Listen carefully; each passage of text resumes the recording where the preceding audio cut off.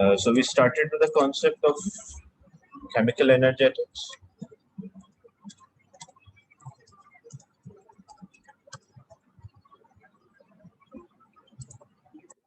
The reaction in terms of energy can be divided into two categories. One is known as endothermic, another one is exothermic. So in that endothermic reactions, what happened? Uh, Energy is taken in, where in exothermic reactions, energy is given out.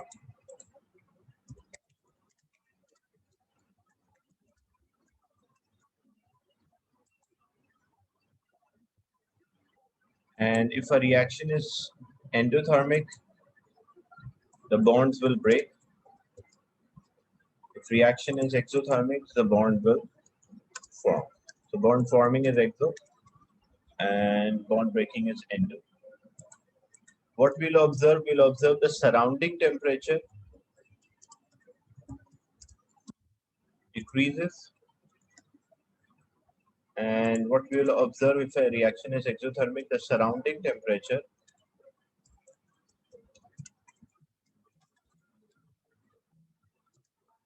increase.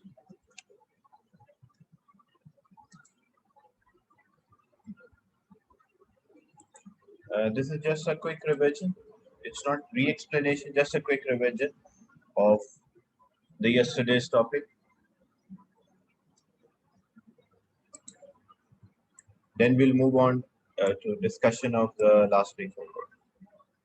So example, if you have two containers, both are filled with a liquid,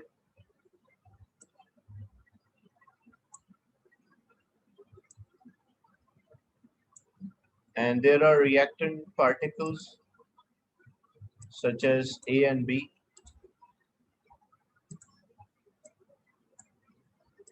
And when A and B collide, they form a product C.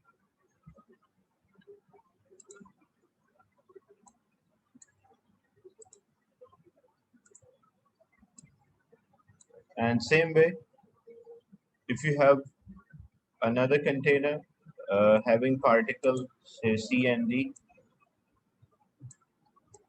they are colliding also and forming a product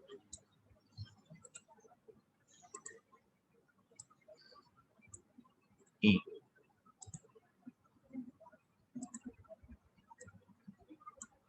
So both cases the product is formed. So example, this one is A, B, and the product C is formed.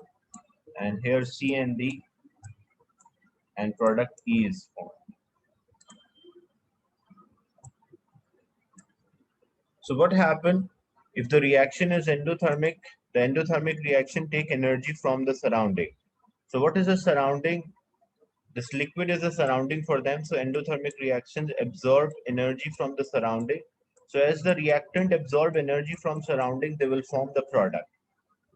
So that's why the surrounding temperature, if originally the temperature of the flask or the container was 20, because the energy is taken by the particles of reactant to form a product, so the temperature will decrease. And opposite will happen if a reaction is exothermic. When the reactants form the bonds, they release energy. When they release energy, if originally surrounding temperature was 20, then the temperature rises to 22 degrees centigrade. So surrounding temperature decreasing in endothermic reaction and surrounding temperature increases. But what about the energy of the particles? When we compare energy of the particles,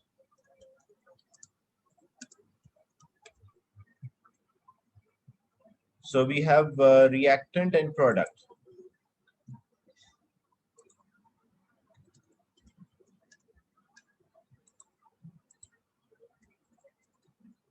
So in this reaction, if a reaction is endothermic, the particle take energy and then form the product. So which one you think will have high energy, the reactant or the product? The reactant are absorbing energy, then the product is formed. So which one you think will have high energy? The reactant or the product? The reactant particle absorb energy and the product is formed. Reactant. So reactant taking energy, like reactant initially having low energy, then the reaction absorb energy and then they form the product. So means the product will have high energy and the reactant will have low. Because reactant have low energy, they absorb energy and the product is formed. So the product which is formed will have a higher energy as compared to reactant energy. Is it clear this point? Energy of the particles when we compare, because what happened originally, initially the reactants have low energy, but the reactants are absorbing energy, they're taking in energy and they're forming a product. So when the product will form, the product particles will have high energy as compared to reactant particles.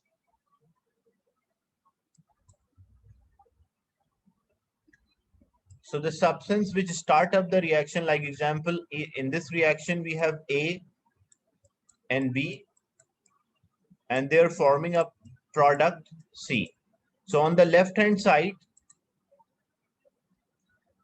on this left hand side, we call them as reactant. On the right hand side, we call this as product.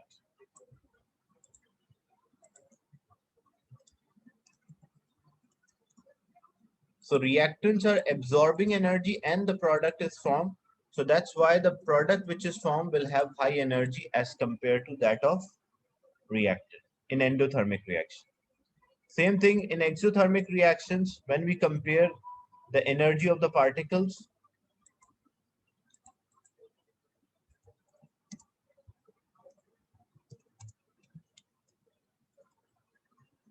So when we compare the energy of the particle, we have reactant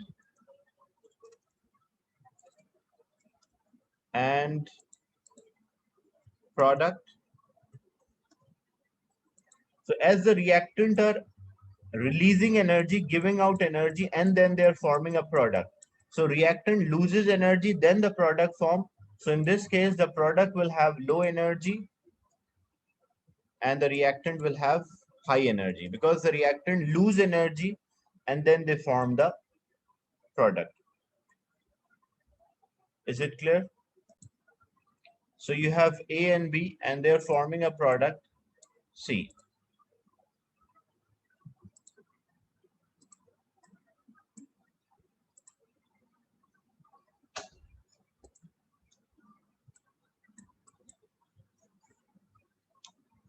So A plus B is giving a product C.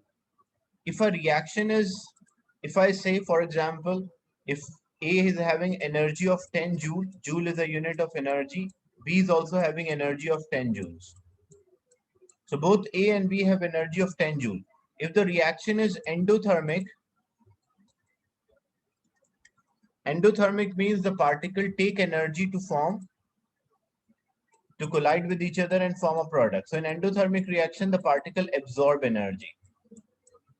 So example, if this particle absorb 5 joules of energy and B also absorb 5 joules of energy and they form a product. So what will be the energy of the product? The product is formed by reaction between A and B. So already A and B were having 10 joule and 5 joule taken by A and 5 joule is taken by B. So what is the total energy of the C? The total energy of a C will be 30 joules. So you can see here, when you compare the energy of the reactant with the energy of a product, you will find energy of the product will be higher. So when we sketch an energy diagram for this, for a reaction,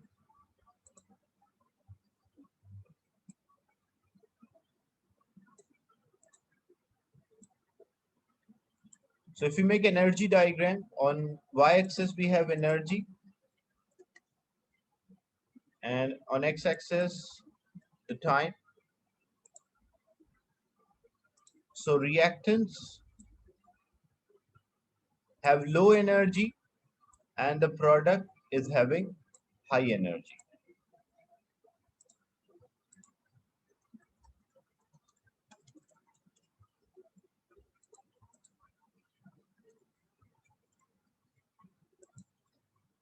This is the energy diagram, and the energy difference between the reactant and product, this value, energy difference, is known as energy change. The difference in energy of a reactant and product is refers to energy change. This is for endothermic reaction. So particle are absorbing energy, particle are taking energy, and they form the product. So when we compare the energies of the particle of reactant with product, originally the reactant have low energy, but they absorb energy and form a product. So the product particle will have higher energy. So this reaction refers to endothermic. Is it clear? Any doubt in this?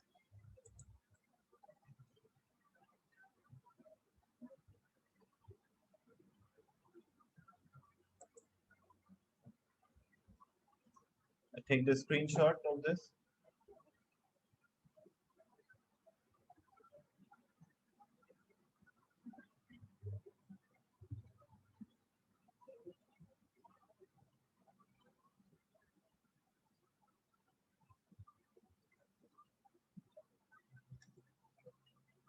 Same way for exothermic reactions.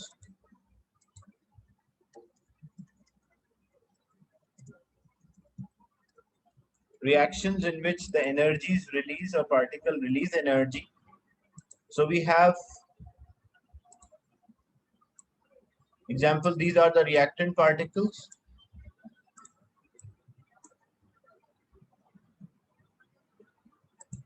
And they form a product.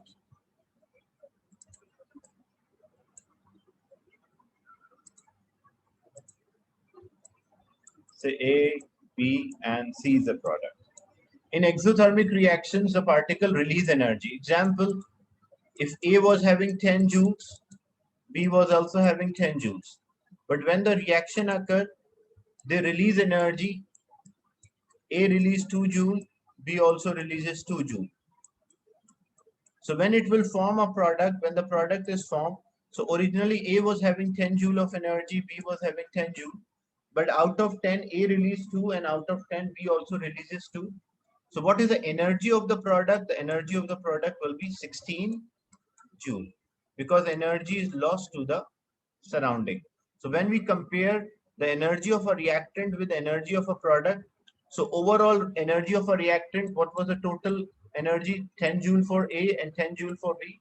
So the total energy before the reaction was 20. And when 2 joule released by each particle, so total energy release will be 4. So how much energy is there for a product? The product will have only 16 joules of energy. So reactant will have high energy, but reactant, when they are forming a product, they release some of the energy. So the product will have low energy. When we sketch energy diagram for exothermic reactions,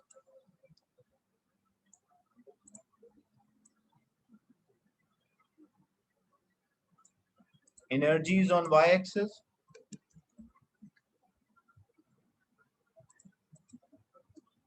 and reaction progress or time on x-axis. So in the beginning, reactants have high energy and the product is having low energy.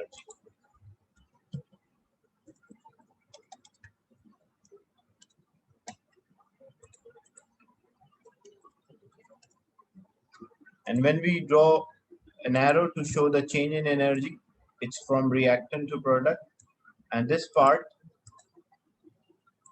is refers to energy change.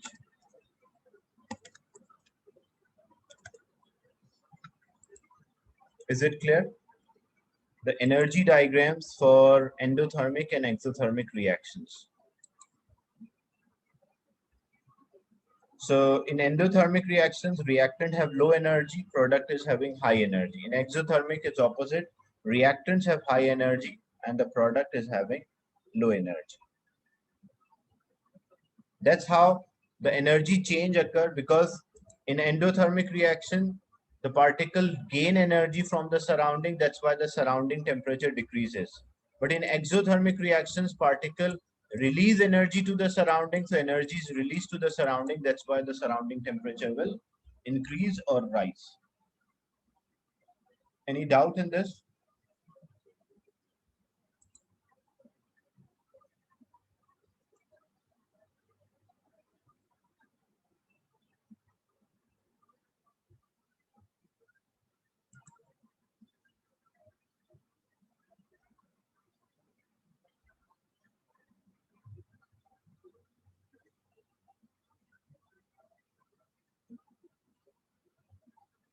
Take the screenshot.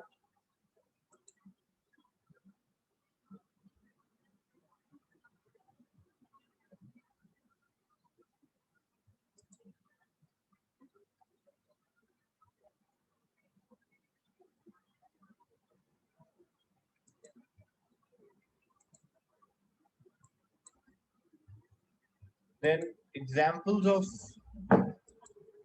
endothermic and exothermic reactions.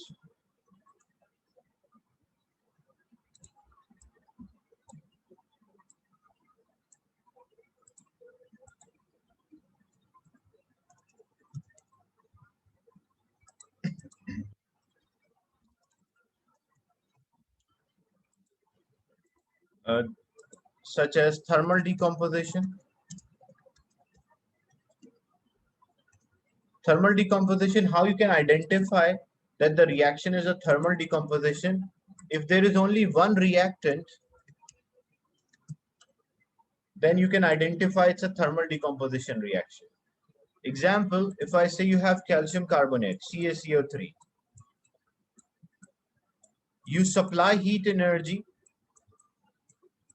to this calcium carbonate, so it will decompose into calcium oxide plus carbon dioxide.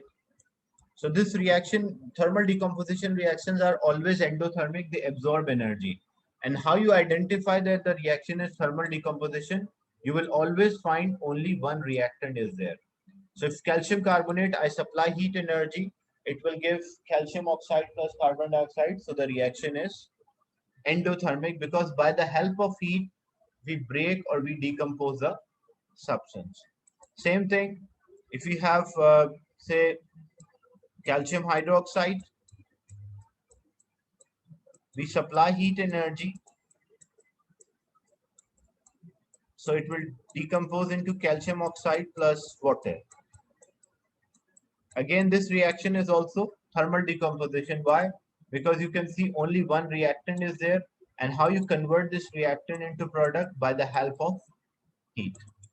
So thermal decomposition is endothermic, example of endothermic, as well as dissolving of salt.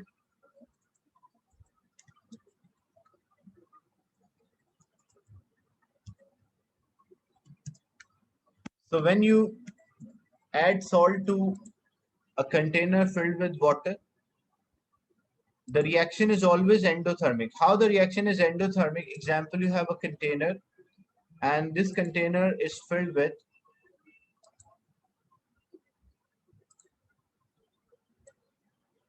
water, and you add salt crystals. So red part is representing the crystals of the salt. But when you add these crystals will not mix by themselves within the or with the liquid.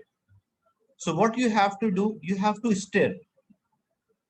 So basically, this stirring or mixing will provide energy to the particles so that they can dissolve.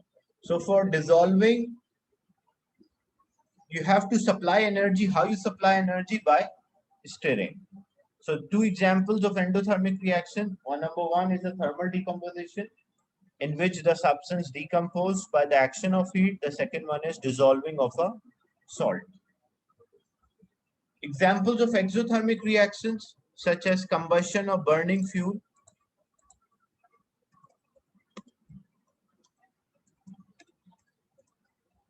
When you burn something, it releases energy, combustion. Like example, if you have carbon or a coke, you reacted with oxygen, it gives carbon dioxide.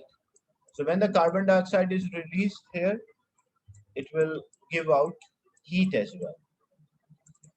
So combustion reactions are example of exothermic. Same thing, if it's not necessary you burn carbon, you can burn a methane, CH4, reacted with oxygen, it gives carbon dioxide plus water. So reaction which involve burning, combustion, they are always exothermic. Another example, like dissolving metal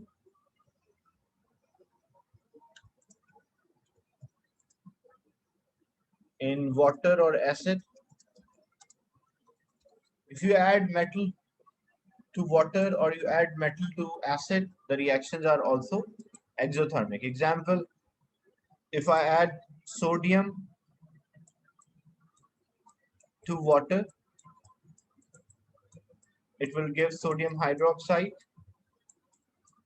The products which are formed here you will learn later in chapter acids. So sodium and acid and metal. So sodium react with water, it will give sodium hydroxide plus hydrogen. These are the few examples. So in which the reaction temperature increases, we call exothermic. If temperature decrease, we call that as endothermic.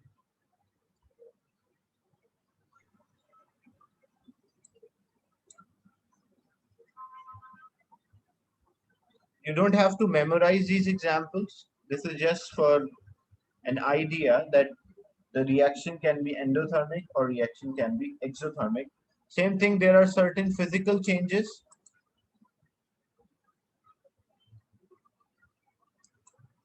There are certain physical changes, like example, melting of ice, boiling of water. They all absorb energy, so these are endothermic. And opposite will happen. So if a solid is there, if you have a solid, it's changing into liquid, and you have a liquid, it's changing into gas. They all require energy to, or they will all absorb energy. So it's endothermic. But if you have a gas condenses to form a liquid and liquid freeze to form a solid, they will release energy because the particle come closer to each other. So these physical changes are exothermic. These are physical changes. When the state change, we call physical because no new substance form. In a physical change, if no new substance form, we call that change as a physical change. If new substances are formed, then we call that as chemical change.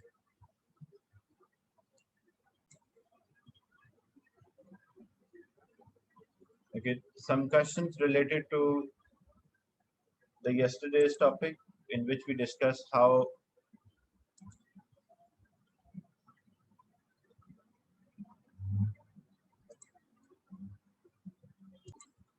the equation is given, the table shows the bond energies involved. What is the energy given out? So what you have to do, again, you have to find the bond breaking energy and bond forming energy. First thing, this equation is given, I told you, first you will make or show the bonds. H2 means hydrogen, hydrogen single bond. And how many molecules are there? Two molecules, so we'll make two molecules of that. O2, oxygen belongs to group 6, so it will share two electrons. So there is a double bond between the two oxygen atoms. And it will form water, H2O. Actually, the structure of H2O is HOH. And how many water molecules are there? Two. So HO and H.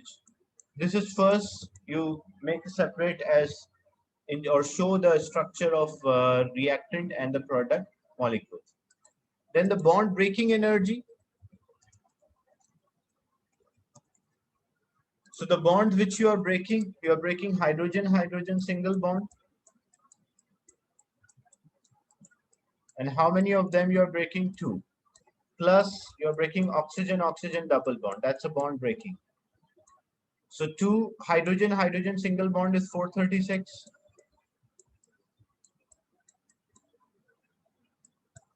And oxygen double bond is 498. So that's 498.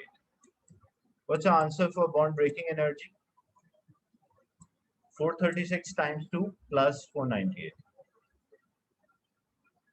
1370. 1370, and unit is kilojoule per mole. That's a unit for bond energy. Then we'll find the bond forming energy.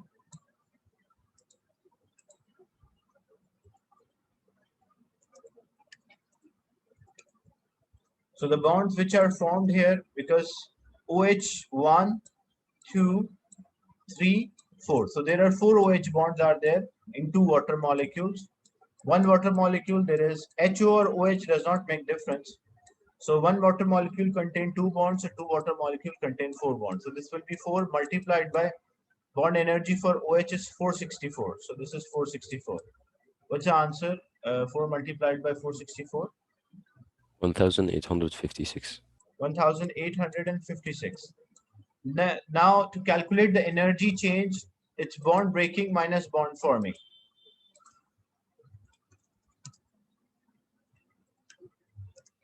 Which is bond breaking minus bond forming.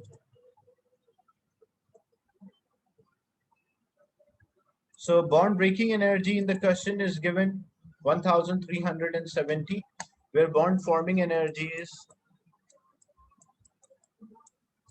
1856. So when you subtract, what's the answer? Negative 486. Minus 486. So C is the correct answer for this. Is it clear to everyone?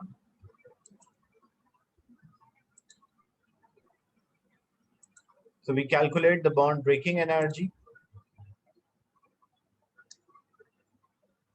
The bonds which are formed here, because you have H2O. H2O means water molecule. So H2O means HONH. That's the structure of the water, that it contains one hydrogen bonded with oxygen and then another hydrogen.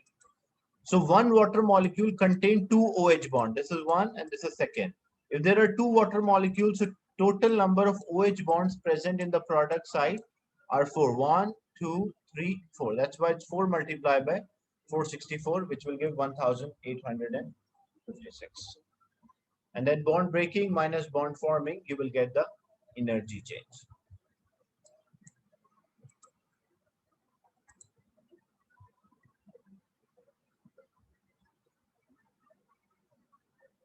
Now, in the question, they mentioned the energy diagram for combustion. Whenever a combustion reaction is there, what is the kind of reaction? The combustion reactions are always exothermic. And in exothermic reaction, you can see reactants have more energy and the product is having low energy. Which row gives the equation and energy change? So equation is already, because this is the reactant side, these are the reactant, and carbon dioxide and water is a product. So what will be the equation for this? The equation should be CH4. These are the state symbol, like G means gas. So plus 2 oxygen. This is the reactant side, gives the product carbon dioxide plus 2 water molecules, 2H2. So this should be the equation. And whenever energy change occur, if a reaction is exothermic, the value of energy change should be negative. So we have to identify which is a correct. So option B and D can only be answered. Why? Only one we have to choose, but first we cancel out the one which cannot be an answer. Why? Because the energy change is positive. For exothermic, energy change cannot be positive. It is always negative. So either B can be answered or D can be answered. Then what is the correct equation? You can see here CH4 in a gas plus oxygen in a gaseous state gives carbon dioxide in a gaseous state and produce water vapors or water in a gaseous state. So in this equation, option D, the water is given in liquid state. But here in the equation, in the reaction, the water is produced in a gaseous state. That is why B is the correct answer. Is it clear? So first, we cancel out, it cannot be positive energy change. It should always be negative energy change. Why? Because a reaction is exothermic. Then we check the states of the reactant and states of the product. So in D, the product water was given in a liquid state, but in the question, the water is produced as a vapor or in a gaseous state.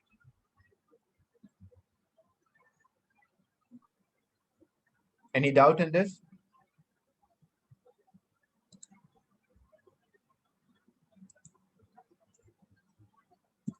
So when energy change occur, the reactions are, if there's energy change, if a reaction is exothermic, it should always have a negative energy change. So to have a negative energy change, so either B can be answered or D can be answered. But you can see here, the product, the water is produced in a gaseous state, but in option D, the water is given in a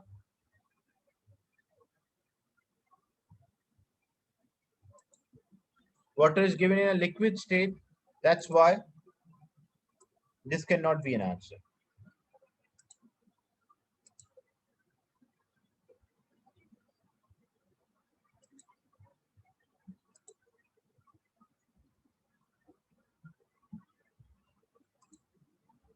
Okay, next.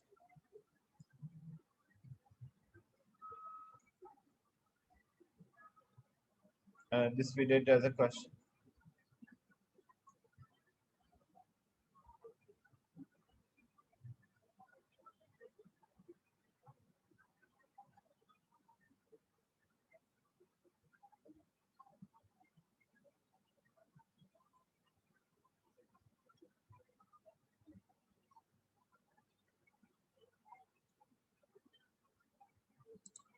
The compound hydrogen used as a rocket fuel, it has a structural formula as shown. So N2H4 gives N2 plus 2H2. So in this structure of hydrogen is given. N2 means nitrogen triple bonded with nitrogen, plus H2 means hydrogen single bonded with another hydrogen.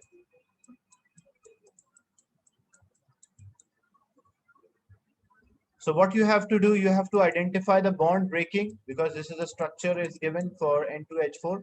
So bond breaking side, you are breaking nitrogen-nitrogen bond, single bond,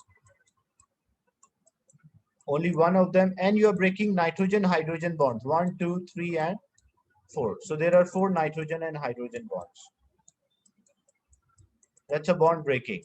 Bond forming, N2 means nitrogen-nitrogen triple bond, and H2 means hydrogen-hydrogen single bond. And how many are there? 2, because there are 2 molecules. One molecule contains 1 hydrogen single bond. 2 molecules contain 2 bonds. So nitrogen single bonded with nitrogen, the energy is 160, plus hydrogen and nitrogen bond, its energy is 390. So 160 plus 4 into 390. What's the answer? 4 multiplied by 390 plus 160.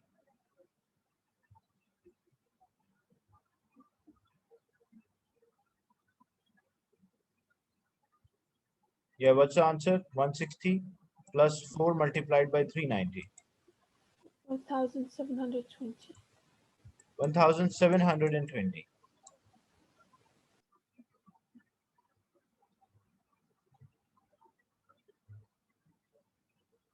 This will be,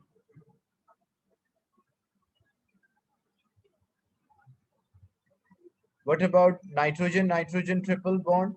It's 945 plus 2 multiplied by hydrogen-hydrogen, which is 436.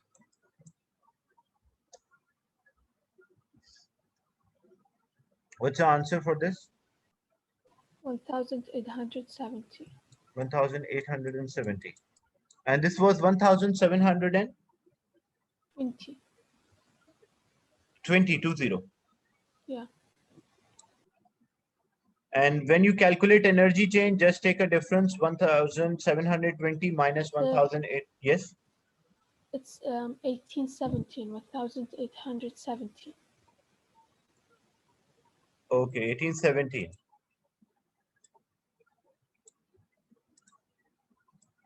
17 you mean? Okay.